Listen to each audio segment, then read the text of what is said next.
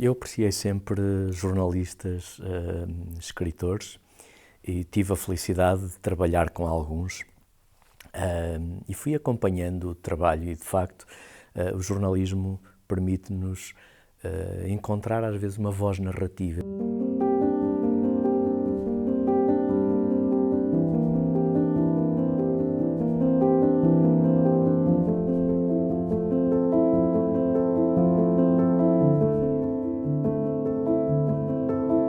Recordo-me sempre de um amigo, um colega jornalista, que um dia me disse, eu acho que foi o primeiro sim que eu ouvi na vida jornalística, literária, a literatura era na altura um sonho ainda, um projeto não concretizado, que vamos colmatando enquanto escrevemos as peças noticiosas, as reportagens. Eu fiz sempre jornalismo escrito. Eu estava no Diário de Notícias e esse amigo diz-me, a propósito de uma peça que eu tinha escrito sobre Álvaro Cunhal, sobre a fuga de Álvaro Cunhal da penitenciária de Peniche. Diz-me assim, não precisava de ver o teu nome no fim do artigo, porque eu percebi que era teu ao lê-lo, pela forma como estava escrito. Ele não estava a dizer que era bom ou que era mau, estava a dizer que reconheceu uma voz narrativa. E esse foi o meu primeiro sim, isso é absolutamente maravilhoso, quando nós percebemos que temos uma voz narrativa, uma impressão digital na escrita que nos pode fazer reconhecer. E noto isso também hoje.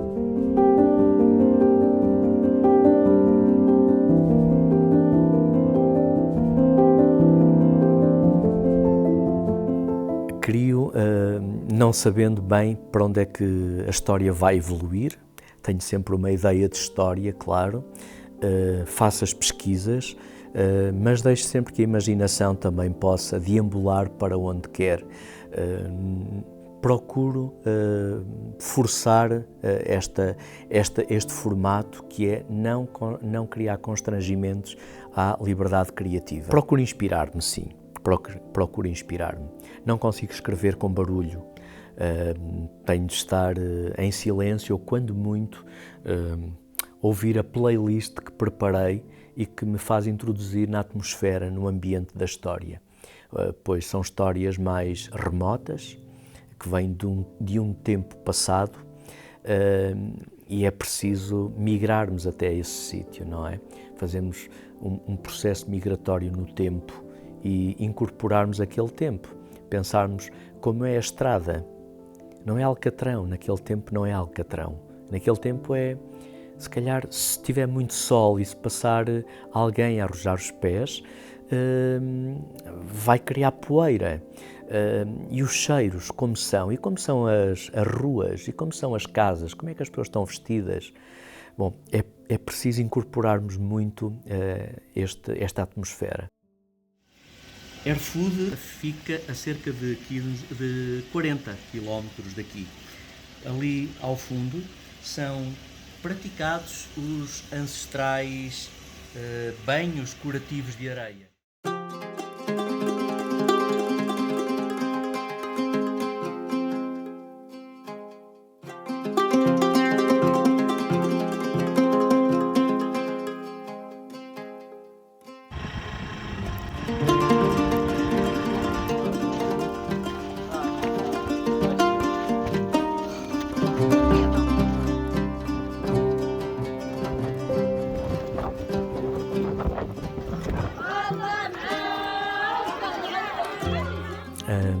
É verdade, eu tive a oportunidade de poder viajar no momento em que estava a escrever os 30 Nomes de Deus, e queria sentir o ambiente mais islamizado, mas também de liberdade religiosa, e portanto procurei o sítio onde podia fazê-lo, porque precisava muito de descrever as falas, os cheiros, como era o chão de terra ocre, como era a temperatura, às vezes abrasadora, e precisava de estar lá. Então, Mohammed disse bem, Mohamed, sim. Mohamed, estamos a entrar em Merzouga. Estes panos brancos estão preparados como sinal de pureza. Aqui apanham-se rosas, as famosas rosas damascenas, que servem para fazer todo o tipo de cosméticos. O Mohamed deixou-me há pouco, foi ter com a família e confiou-me ao seu amigo Mustafa.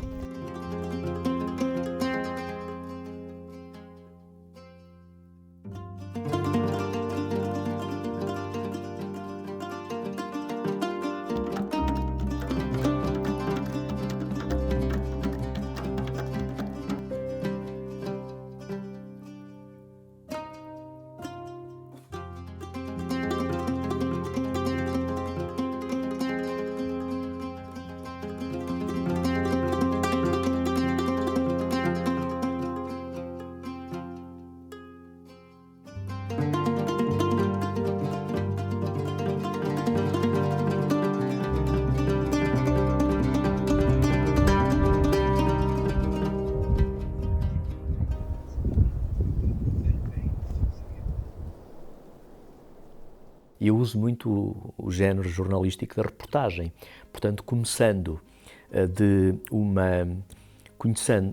de uma minudência até chegar ao ponto mais afastado que quero fazer. Eu tinha para mim, de leitor ávido que sou, que às vezes um livro fica morto quando a personagem não é consistente. E quando às vezes dizemos uma coisa sobre um traço de uma personagem e depois a caracterização da personagem ao longo do livro não concorre com a definição que nós fizemos dela. E, portanto, sempre tive uma preocupação extrema com as personagens e é por isso que uso um pequeno leque onde coloco a figura física daquela personagem, habitualmente pessoas que conheço e que nunca lhes posso dizer que são elas, e depois os seus traços psicológicos que vou construindo. Escrevo de uma só vez, habitualmente levo cerca de 3 meses. Este último livro foi um pouco mais, porque tive a necessidade de fazer algumas leituras enquanto estava a escrever, sobretudo de revisitar questões filosóficas e questões também da física. Ia conversando com pessoa amiga, o Carlos Fiolhais. Findo esse processo, aí sim, paro e deixo o que escrevi uns meses dentro de uma gaveta, no fundo para me afastar da árvore e conseguir ver melhor a floresta.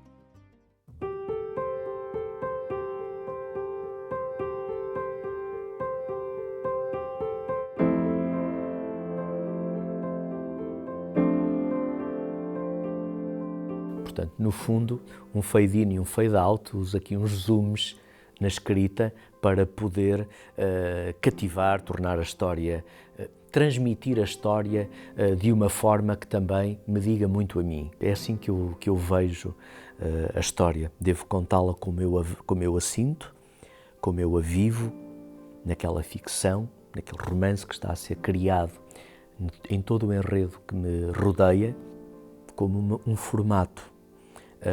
Também como uma liberdade, porque sinto uma enormíssima liberdade com o realismo mágico, até para criar as palavras que não existem.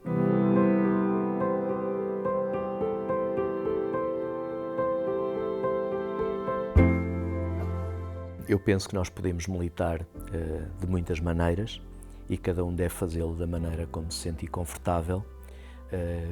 E de todas, esta é a maneira como eu prefiro estar. Poder militar política e civicamente, religiosamente, enfim, em toda a amplitude da vida, eu poder militar através da escrita, através da palavra. É mais reflexiva e eu prefiro muito mais este formato e ajuda-me até a encontrar-me. Vivemos num tempo da escrita rápida, no soundbite. é necessário, por isso, abrir mais portas, dar mais oportunidades para que mais pessoas venham para a escrita, se sintam confortáveis nesta militância cívica e possam dialogar com todos através deste instrumento de paz que é o livro. Os cães são muito previsíveis, comprovou o homem, e nunca se cansam. Só as pessoas se cansam do que fazem. Talvez seja por isso que os animais são felizes e os homens insatisfeitos.